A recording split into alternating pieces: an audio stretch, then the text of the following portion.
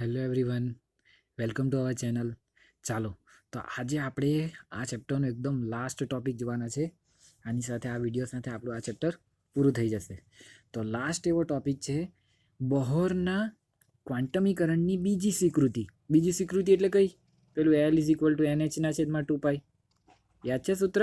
કે કોણીય વેગમાન એ કોઈને કોઈ H/2π ના પૂર્ણ ગુણકમાં હોય છે. એ બીજી સ્વીકૃતિની ડી બ્રોગલી દ્વારા સમજૂતી. તમારામાં હેડિંગ શું લખેલું છે? બોહરની ક્વોન્ટમીકરણની સ્વીકૃતિની બીજી સ્વીકૃતિની ડી બ્રોગલીની સમજૂતી. ડી બ્રોગલીની અથવા ડી બ્રોગલી દ્વારા અપાયેલી સમજૂતી. સમજ પડી છે? તો પહેલાં તો બીજી સ્વીકૃતિ હતી શું? તો બીજી સ્વીકૃતિ હતી કે એનું કોણીય વેગમાન જ્યારે ઇલેક્ટ્રોન વર્તુળાકાર કક્ષામાં ભ્રમણ કરતો હોય ત્યારે એનું કોણીય વેગમાન L એ H/2π ના કોઈ પૂર્ણ ગુણાંક N હોય છે. ક્લિયર થાય છે? હવે આને જ ડી બ્રોગલી પોતાની રીતના સમજાવશે કે આવું કેવી રીતના થાય. એની કહેવાય ડી બ્રોગલી દ્વારા આની સમજૂતી બીજી સ્વીકૃતિની. ઓકે, ચાલો. તો ડી બ્રોગલી ક્યાં આવેલો? આપણે ક્યાં એનું સૂત્ર કયું જોયેલું? યાદ છે કોઈને? Lambda is equal to H/P વાળું સૂત્ર જોયેલું? કોઈને યાદ છે? ને એ કયા ટોપિકમાં આવેલો ડી બ્રોગલી? કે દ્રવ્ય પણ તરંગ સ્વરૂપ ધરાવે. આ ટોપિક હતો દ્રવ્યનો તરંગ સ્વરૂપ, જેમાં આપણે આવું જોયેલું કે ઇલેક્ટ્રોન બી તરંગ રૂપે ગતિ કરતો હોવો જોઈએ. ઇલેક્ટ્રોન બી તરંગ રૂપે ગતિ કરતો હોવો જોઈએ. તો એમ કહી શકું ને કે ઇલેક્ટ્રોન બી તરંગ રૂપે ગતિ કરે તો આપણે એનું સૂત્ર તરંગ લંબાઈમાં લખી શકીએ ને, lambda is equal to H/P. તો આપણે આનો ઉપયોગ કરીને આ સમીકરણ તારવવાનું છે. તો ડી બ્રોગલી આવું કીધું કે ઇલેક્ટ્રોન જ્યારે પોતાની ભ્રમણ કક્ષામાં, આ તો પહેલાં ખબર છે ને આપણને, L is equal to H/2π બીજી સ્વીકૃતિ. આમાં બી આપેલું હશે, જો આલું લખેલું છે બ્રેકેટમાં, દેખાય? તમને અહીંયા દેખાય કે નહીં ખબર નહીં, હું અહીંયાથી બતાવું. આલું આ બ્રેકેટને ધ્યાનથી જો, આ બ્રેકેટમાં આપેલું છે આપણને એ સૂત્ર પાછું. ઓકે, ચાલો. નાવ હવે આપણે શું કરવાના છે? એની સમજૂતી માટે ડી બ્રોગલી પોતાનો અધિતર્ક જે રજૂ કરેલો ને તેના પરથી સમજવાના છે. તો જો પહેલાં તો ડી બ્રોગલીનો અધિતર્ક શું હતો તેને પહેલાં થોડી ડિટેલમાં ડિસ્કસ, કેમ કે આમાં આપેલું છે તો પાછું ડિસ્કસ કરીએ. એણે એમ કીધેલું કે ઇલેક્ટ્રોન એ તરંગ સ્વરૂપ ધરાવે, એટલે કે તરંગ રૂપે ગતિ કરતો હોય ને. તરંગ રૂપે ગતિ કરે ને ત્યારે એનું તરંગ લંબાઈ lambda is equal to H/P જેટલી થાય. હવે એ જ વસ્તુની પ્રેક્ટિકલ સમજૂતી આપણે એના પછીનો પેલો છેલ્લો વિડીયો જોવાનો રહી ગયેલો, છેલ્લો વિડીયો ટોપિક પર વિડીયોની બનાવેલો ડેવિસ અને ગર્મને પ્રકીર્ણનના પ્રયોગથી આપેલો છે કે આ રીતના ઘન જાય, પ્રકીર્ણન થાય ને બધું. પણ એની હમણાં એટલી ડિટેલમાં ચર્ચા કરવાની જરૂર નથી. ઓકે, એ આપણે ઇન્ક્લુડેડ પોર્શનમાં બી નહીં હતો એટલે નહીં બનાવેલો. તો હવે આપણે માત્ર ને માત્ર અહીંયા ડી બ્રોગલીએ શું સમજાવેલું ને તેને ધ્યાનથી જોવાનું છે. તો ડી બ્રોગલી એમ કે ઇલેક્ટ્રોન જો અહીંયામાં તરંગ રૂપે ગતિ કરતો હોય, આ રીતના ભ્રમણ કક્ષામાં જો તરંગ રૂપે ગતિ કરતો જતો હોય, આ રીતના ગતિ કરતો જતો હોય, તો ત્યારે એ જે પણ તરંગ રૂપે ગતિ કરે ને, ધ્યાનથી સમજજો અને સમજી લેજો, નહીં તો નહીં સમજ પડશે કઈ રીતના સમજાવેલું. તો એ તરંગો છે ને તે સ્થિત તરંગો હોવા જોઈએ ને નિષ્પન્ન બિંદુએ જ મળવા જોઈએ. મતલબ શું? આપણે યાદ કરો 11માં નિષ્પન્ન ને પ્રસ્પન્ન બિંદુ ભણી ગયેલા. આવું જોજો, હા, ધ્યાનથી જોજો.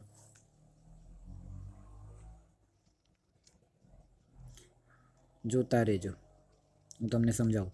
તો આ જે પોઈન્ટ અહીંયા વચ્ચે મળતા છે ને તે પોઈન્ટને કહેવાય નિષ્પન્ન બિંદુ, નોડ્સ. ને જે આ મોટી મોટી કંપ વિસ્તાર ધરાવતા છે તેને એન્ટી નોડ્સ, પ્રસ્પન્ન બિંદુ કહેવાય. યાદ છે?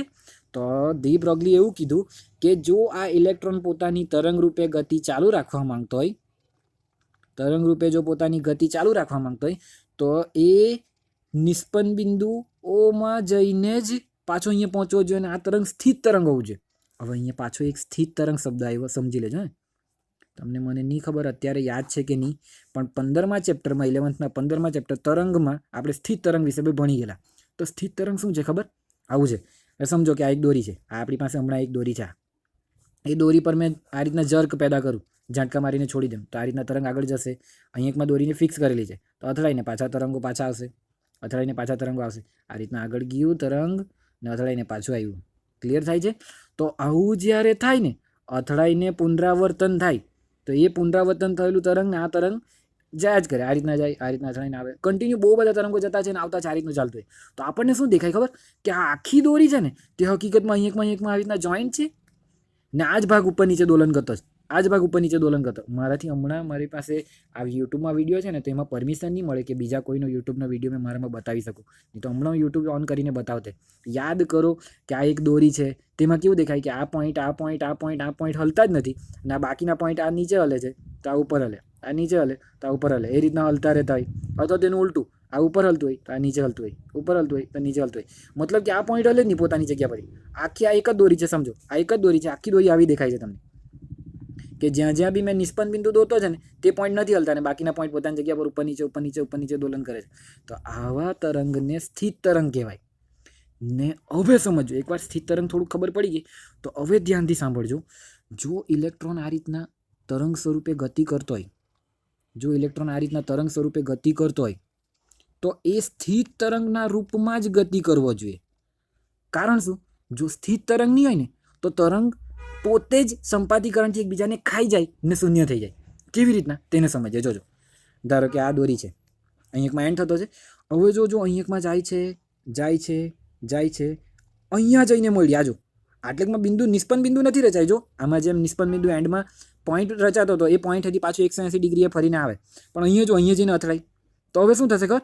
અહીંયાથી જ હવે આને પાછું પરાવર્તન થવું પડે. તો હવે પરાવર્તન થવાનો પોઈન્ટ નથી. અને જોજો આ રીતના દોરી ઉછળી ઉછળી ઉછળી અહીંયા જઈને અથડાઈ તો દોરી અહીંયા ગઈ, એનો મતલબ કે અને દોરીને મેં રિંગમાં કંઈ સાથે બાંધેલી છે, એટલે દોરી જેવી ગઈ ને તેવી જ પાછી આવે. અથવા તો જો એના વિરુદ્ધના તરંગોને મેં એડ કરવા જાઉં ને તો એ શું થાય ખબર? એકબીજાના વિરુદ્ધના એક જ દિશાના, એટલે સંપાતપણાના સિદ્ધાંતથી લોકો ઝીરો થઈ જાય. અને મેં કઈ રીતના સમજાવું મને સમજ નથી પડતી. આપણે છે ને છેલ્લો એન્ડ ખુલ્લો છેડો આ રીતના જોયેલું. તમે છે ને એ પાછું જોજો, ખુલ્લો છેડો કરીને જોયેલું ને બંધ છેડો કરીને જોયેલું. ત્યાં આ બંધ છેડો હોય ને ત્યારે નિષ્પન્ન બિંદુ રચાય, ખુલ્લો છેડો હોય ને તો પોતે જ દોરી ઉપર જાય ને પાછી આવી જાય. એમ સમજો કે આ મારો સમ છે ને આ મારી દોરી છે, તો દોરી જેવી આવશે ને એકમાં ઉપર જઈને પાછી નીચે જઈને જેવું હતું ને તેવું તરંગ પાછું જશે. એટલે એમાં કોઈ જાતની નિષ્પન્ન બિંદુવાળી શરત પડાય નહીં ને શૂન્ય થઈ જાય. નહીં સમજ પડે તો આવી રીતના સમજો. આટલો કંપ વિસ્તાર છેલ્લે ગયો ને રિવર્સમાં આવતી વખતે પાછો એનો જ ઉલટો આટલો આવ્યો. તો હવે છે ને અહીંયામાં નિષ્પન્ન બિંદુ નથી રચાતું, એ ગયો ને એ જ પાછો ઉપર ગયો, પાછો એ જ નીચે થઈને આવ્યો. તો અહીંયામાં ટોટલ છે ને એનો કંપ વિસ્તાર 0 થઈ જાય. જો અહીંયામાં મેં મેઝર કરું તો એના કારણે તરંગ ધીરે ધીરે કરીને શૂન્ય થઈ જાય. આપણે સંપાતપણાનો સિદ્ધાંત ભણી ગયેલા ને, આ એક જેવું તરંગ છે ને એમાં જ કોઈ મેં બીજું એવું જ તરંગ એડ કરું તો ટોટલ જવાબ શૂન્ય આવે. જ્યારે અહીંયા તમને એવું લાગતું હોય તો અહીંયા બી ટોટલ જવાબ શૂન્ય થવો જોઈએ. અહીંયામાં શું છે ખબર? આ તરંગ જતું તરંગ છે ને આ તરંગ રિવર્સમાં આવતું તરંગ છે. દોરી એક જ છે, એ જ દોરી પહેલાં આ રીતના વધતી છે ને પછી આ રીતના વધતી છે. ક્લિયર કરો ને? આમાં છે ને આ બંને એક જ જગ્યા છે. આ તરંગ અહીંયામાં ઉપર ગયું, આ છેડો ખુલ્લો છેડો હતો એટલે આ ઉપર ગયું ને પાછું તેવું જ નીચે થઈને આવ્યું. કંઈ આઈડિયા આવે છે? તો જ્યારે સ્થિત તરંગો નહીં રચાતા હોય ત્યારે કંપ વિસ્તાર શૂન્ય થઈ જાય. એટલે હંમેશા સ્થિત તરંગ રચાવા જોઈએ. શું કહેતો છું? જો ઇલેક્ટ્રોને એના તરંગ રૂપે કક્ષામાં ગતિ કરવી હોય તો એ સ્થિત તરંગ રૂપે જ ગતિ કરે, તો જ એની ગતિ ચાલુ ને ચાલુ ને ચાલુ રહે. જો આવી રીતના કોઈ આમાં નિયમ જ પડે ને તો પેલું બીટ વાળું આપણે જોયું, આ યાદ છે? મને ખબર લાગ્યું છે કે તમને નહીં સમજ પડી હશે, આમાં કદાચ યાદ આવી જાય. ખરાબ આકૃતિ દોરી, અહીંયા પાછી દોરું. જોજો,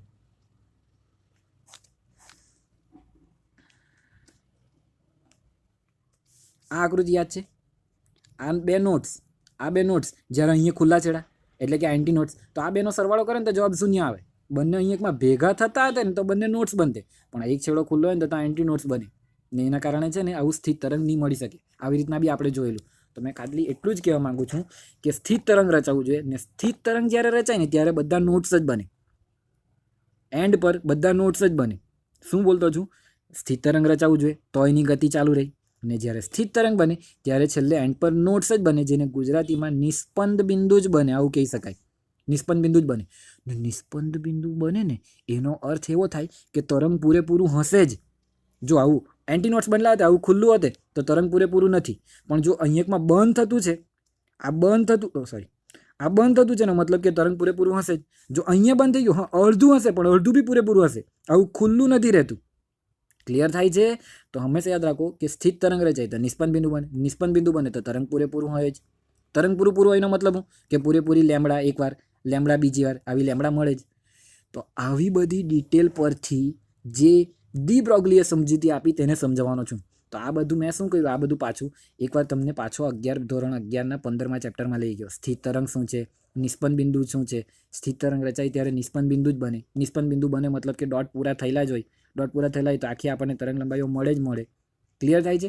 આવી બધી ડિટેલ જાણકારી મળી ગયા પછી એણે આના વિશે સમજાવ્યું, જેની તમારી ચોપડીમાં પણ એક આકૃતિ આપી છે. ચાલો એ આકૃતિ બીજો જો અહીંયામાં જુઓ, આ આકૃતિને ધ્યાનથી, આકૃતિ 12.10 ને તો જો એ જ વસ્તુ મેં અહીંયા ચાલો બીજી એક આકૃતિ દોરું. તમારી આ 12.10 છે ને તેવી જ આકૃતિ બનાવવાની ટ્રાય કરું.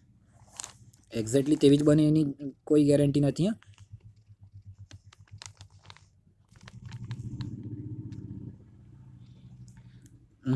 જો એની જ ભાઈ આ ઉલટું આવવું જોઈએ તો સીધું આવ્યું. કંઈ વાંધો નહીં, આપણે પૂરી તો કરી દઈએ આકૃતિને.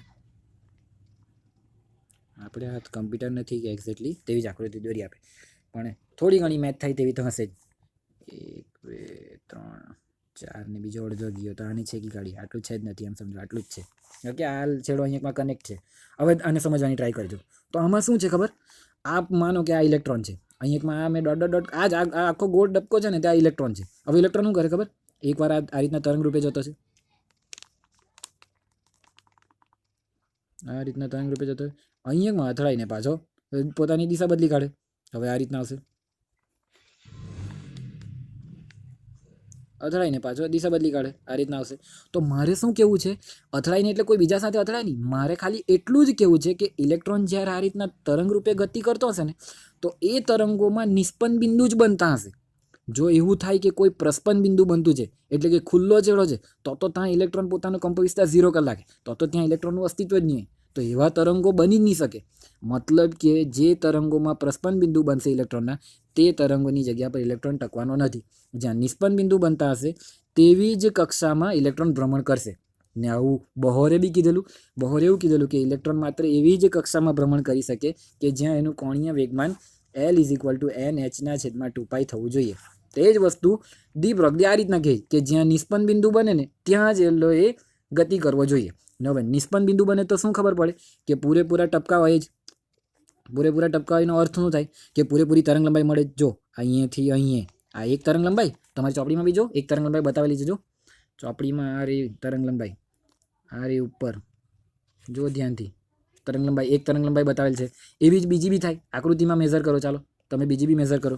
અહીંયા મેં બતાવું આ એક તરંગ લંબાઈ, એવું જ અહીંયાથી અહીંયા આ બીજી તરંગ લંબાઈ, એવું અહીંયાથી અહીંયા આ ત્રીજી તરંગ લંબાઈ, ને એવું અહીંયાથી પાછું અહીંયા આ ચોથી તરંગ લંબાઈ. જો આ તમારી ચોપડીમાં જે 4 તરંગ લંબાઈ આપેલી હતી ને તેવી જ મેં સેમ આકૃતિ બનાવી. તો મારે એટલું કહેવું છે કે ઇલેક્ટ્રોન સ્થિત તરંગના રૂપમાં જ પોતાની કક્ષામાં ભ્રમણ કરી શકે અને જ્યારે એ સ્થિત તરંગના રૂપમાં હોય ત્યારે એની તરંગ લંબાઈઓ પૂરેપૂરી મળે. આવી 4 મળે, કદાચ 3થી બંધ થઈ જતે, નાની કક્ષા કરતે તો 3થી બંધ થઈ જતે, આના કરતાં મોટી કક્ષા કરતે તો 5-6થી બંધ થતે, એના કરતાં મોટી હતી તો 7-8થી બંધ થતે, પણ પૂરેપૂરી તરંગ લંબાઈઓ બી મળતે જ. એટલે મેં એમ કહી શકું કે ઇલેક્ટ્રોન જ્યારે વર્તુળાકાર કક્ષામાં તરંગ રૂપે ગતિ કરતો હોય ત્યારે એ સ્થિત તરંગ હોય ને એની પૂર્ણ કોઈને કોઈ 1 2 3 4 5 આવી તરંગ લંબાઈઓ મળે છે. આટલું ક્લિયર થાય. તો હવે આના પરથી આ સમજૂતી પરથી ડી બ્રોગલી આ સૂત્રની તારવણી આપવાનો છે. ડી બ્રોગલી એમ કીધું કે જો આ ભ્રમણ કરતો છે ને એની ત્રિજ્યા જો r જેટલી છે, આકૃતિમાં બી જોઈ શકો તમારી ચોપડીમાંની. ઓકે, જો એની ત્રિજ્યા r જેટલી હોય તો આ જો આ nમી કક્ષામાં ભ્રમણ કરતો હોય, nમી મુખ્ય ક્વોન્ટમાંક છે n, તો જો એ nમી કક્ષામાં ભ્રમણ કરતો હોય, nમી કક્ષામાં ભ્રમણ કરતો હોય, હવે મેં ગણતરી કરવાનો છું, ક્યાં કરું, અહીંયા કરું. જો એ nમી કક્ષામાં ભ્રમણ કરતો હોય તો એ nમી કક્ષાના ભ્રમણ દરમિયાન એની ત્રિજ્યા જો r હોય તો આ પરિઘ કેટલો થાય, આ લંબાઈ કેટલી થાય, લંબાઈ લેમ્બડા પ્રમાણે નહીં, પરિઘ પ્રમાણે લંબાઈ કેટલી થાય તો 2πr. પણ આ nમી કક્ષાનો એટલે rn એવું જ ના લખ્યું છે. ત્રિજ્યા r જ છે પણ કઈ nમી કક્ષાની ત્રિજ્યા, એટલે એને મેં rn થી બતાવી છે. હવે આ કક્ષા બદલાઈ જતે તો કોઈ બીજી ત્રિજ્યા આવતે, એટલે કે ત્રિજ્યા મુખ્ય ક્વોન્ટમાંક પ્રમાણે બદલાતી રહેશે, પણ ભ્રમણ કરે ત્યારે એની કુલ લંબાઈ કેટલી થશે 2πr જેટલી. જે ડી બ્રોગલીના મત મુજબ જ્યારે એ સ્થિત તરંગ રૂપે ગતિ કરતો તે લંબાઈ હંમેશા લેમ્બડાના કંઈ ને કંઈ નંબરમાં હશે. 1 લેમ્બડા, 2 લેમ્બડા, 3 લેમ્બડા, 4 લેમ્બડા અથવા તો 5 લેમ્બડા જેટલી અથવા તો 6 લેમ્બડા જેટલી. એટલે એમ કેવું કે આ લંબાઈ જે છે તે લેમ્બડા મુજબ n લેમ્બડા જેટલી હશે, જ્યાં n શું છે 1 2 3 4 5 અપ ટુ ડેશ. ક્લિયર થાય છે ને?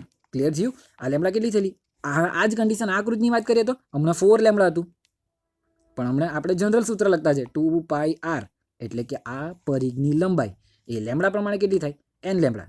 અહીંયામાં છે 4 લેમડા પણ આ 4ની જગ્યાએ મેં 5નું બી આકૃતિ દોરી શકું, 6ની પણ દોરી શકું. તમે બનાવવું હોય તો બનાવજો. ક્લિયર થાય છે?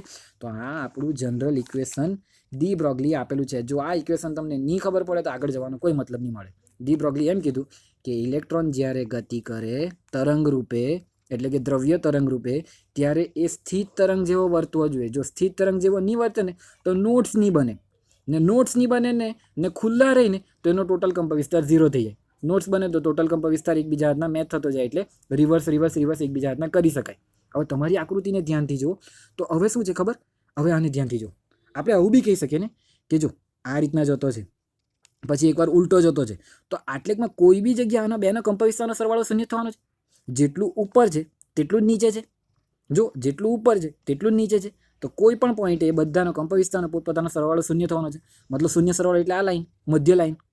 તો આપણને એમ કહી શકું કે ઇલેક્ટ્રોન ગતિ તરંગ રૂપે કરતો હશે. જોજો ઇલેક્ટ્રોન ગતિ તરંગ રૂપે કરતો હશે પણ એનો કંપવિસ્તાર શૂન્ય થાય એનો અર્થ શું થાય કે એને આપણને જોઈએ ને ત્યારે આપણને એવું લાગે કે આ સેન્ટર લાઈન પર જ ફર્યા કરતો, સેન્ટર લાઈન પર જ ફર્યા કરતો. ને અત્યાર સુધીની આપણી ધારણા એ જ હતી ને કે ઇલેક્ટ્રોન વર્તુળાકાર કક્ષામાં ગતિ કરે. એટલે ડી બ્રોગલી એમ કીધું કે તરંગ રૂપે બી ગતિ કરતો હશે પણ કેવા તરંગ? સ્થિત તરંગ. જેથી કરીને આપણને એવું લાગે કે આ સેન્ટર રૂપે ફરતો છે ને તે સાચું પડે. ખબર પડી છે? અહીંયા જો આ ઉપરનો આ જેટલો ભાગ છે તેટલો આ ભાગ છે. જો બંનેને એડ કરું તો ટોટલ સરવાળો શૂન્ય. કોઈ બી જગ્યાએ ટોટલ સરવાળો શૂન્ય. તો આજે તમારી ચોપડીમાં આજે આ ડોટ લાઈન છે ને, જુઓ ધ્યાનથી. તમારી ચોપડીમાં આજે આ ડોટ લાઈન છે ને એને ધ્યાનથી જુઓ. આ ડોટ લાઈન અહીંયામાં એ ડોટ લાઈન શું બતાવે તો ઇલેક્ટ્રોનની કક્ષામાં ભ્રમણ, ઇલેક્ટ્રોનનું કક્ષામાં ભ્રમણ છે તરંગ રૂપે પણ કંપવિસ્તાર શૂન્ય થવાથી વર્તુળાકારમાં ફરતો હોય તેવું લાગે. એટલે આ તમે બધી સંભાવના બતાવતો છે એક્સપ્લેન કરવાની. એવું જરૂર નથી તમે કોઈ બી રીતના સમજી શકો. બસ એટલું યાદ રાખો કે એ વર્તુળાકાર ગતિમાં ગતિ કરતો હશે ને જો એને મેં તરંગ રૂપે બતાવું તો એ તરંગો પૂર્ણ તરંગો જ બનતા હશે. અડધા તરંગોથી કોઈ દિવસ બી તરંગ લંબાઈ પૂરી નહીં થાય. આવું જો આ વર્તુળ છે, અહીંથી મેં ચાલુ કરું, જોતા રહેજો. હા કે અહીંયામાં પૂરું થઈ ગયું ને અહીંયાથી ચાલુ થયું. ક્લિયર થાય છે? ગમે તેમ ચાલુ કર્યું મેચ નહીં થયું. જો મેં સ્ટાર્ટ અહીંયાથી કર્યું ને પાછું અહીંયાથી નીકળી ગયું તો હવે અહીંયામાં કોઈ દિવસ મેચ નહીં થયું તો પૂર્ણ તરંગ લંબાઈ મળે જ નહીં. હવે મને કહો તમે અહીંયાથી મેં સ્ટાર્ટ કરું, આ મેં સ્ટાર્ટ કરેલું પહેલું ને અહીંયા જઈને જો મેં પતાવતો અથવા તો અહીંયા જઈને પતી ગઈ, આ તો મેચ નહીં થયો ને, અહીંયા જઈને પતી ગઈ તો આટલી ગેપ રહી ગઈ અથવા તો અહીંયા આટલી ગેપ રહી ગઈ, કોઈ બી રીતના ગયો તો આ ગેપ રહી ગઈ તે 2πrમાં તો પૂરી 2πr આવવાની ને તરંગ લંબાઈથી માપું ત્યારે આટલી ગેપ રહી જાય. પરિઘથી માપું વર્તુળના ત્યારે 2πr પૂરું લેવું. તરંગ લંબાઈથી માપું ત્યારે તરંગ લંબાઈ કેટલી થાય તો આટલી ગેપ રહી જાય તેટલી થાય. 5 લંબાઈ થઈ. ચાલો ધારો કે મારે 1 2 3 4 ને 5 લંબાઈ થઈ પણ તેમાં તો થોડીક તો ગેપ રહી ગયેલી. જ્યારે આ 2πr છે ને એવું તો કોઈ દિવસ પોસિબલ થવાનું નથી.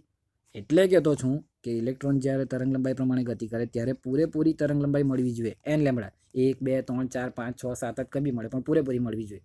ને એ લંબાઈ કેટલી હશે પરિઘ? 2πr જેટલી. ચાલો આ પોઈન્ટ જો ક્લિયર થઈ ગયો 2πr = n લેમડા વાળો. તો હવે જોજો આના પછી હવે આગળ ગણતરી ચાલવાની છે. હવે લેમડાની જગ્યાએ આપણાથી સૂત્ર શું મુકાય? ડી બ્રોગલીનું 2πr n ને તેમનો તેમ. ડી બ્રોગલીનું સૂત્ર શું આવે? h/p. Lambda = h/p. અને p ની જગ્યાએ શું લખાય? p ની જગ્યાએ શું લખાય બોલો ચાલો? nh/mv. p ની જગ્યાએ mv લખાય. હવે વેગ nમી કક્ષામાં જે કક્ષામાં ભ્રમણ કરતો હોય તેનો વેગ. અહીંયા ઇલેક્ટ્રોનનો વેગ પ્રકાશના વેગ જેટલો નથી નહીં તો v ની જગ્યાએ c લખવું પડે પ્રકાશનો વેગ. પણ ઇલેક્ટ્રોન તો પોતાની રીતે તરંગીના ભ્રમણ કરે એટલે મેં vn લખેલો છે nમી કક્ષામાં વેગ.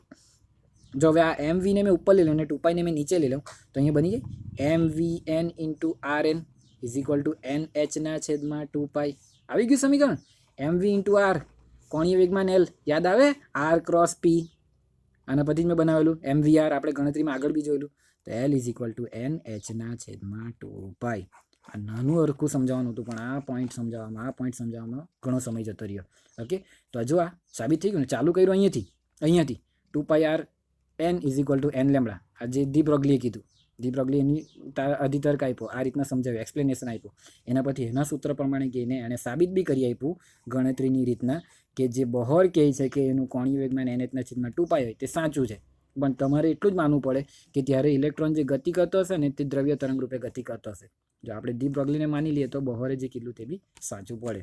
ઓકે હવે છે ને આપણે લાસ્ટમાં બહોરના સમીકરણ બોહરના મોડેલની ખામી જોવાના છે. તો બોહરના મોડેલની પહેલી ખામી માત્ર હાઇડ્રોજન. શોર્ટકટમાં બતાવવાનો છું. માત્ર હાઇડ્રોજન માટે જ એણે આ મોડેલ તૈયાર કર્યું છે. આપણે એને હિલિયમ, બીજા નંબરનું સૂત્ર, બીજા નંબરનું દ્રવ્ય હિલિયમ માટે બી એપ્લાય નથી કરી શકતા બોહરનું મોડેલ. કેમ? કેમ કે બોહરના મોડેલમાં એક કેન્દ્રમાં ધન છે ને આજુબાજુ એક ઇલેક્ટ્રોન છે. જેવું હિલિયમ આવે ને તેવા 2 ધન થઈ જાય સેન્ટરમાં ને 2 ઇલેક્ટ્રોન થઈ જાય.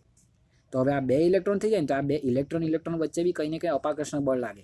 તો એ અપાકર્ષણની બળના કારણે જે અસર થાય ને તે બોહરનું મોડેલ સમજાવી શકતું નથી. ખબર પડી? એટલે બોહરનું મોડેલ આટલું સચોટ છે, બધી ઘટનાને પરફેક્ટ સમજાવતું હોવા છતાં પણ એને મોટા દ્રવ્યો માટે યુઝ કરી શકાતું નથી. માત્ર હાઇડ્રોજન માટે જ એને યુઝ થાય. આ એની પહેલી ખામી. ને બીજી ખામી એની કે ઉત્સર્જિત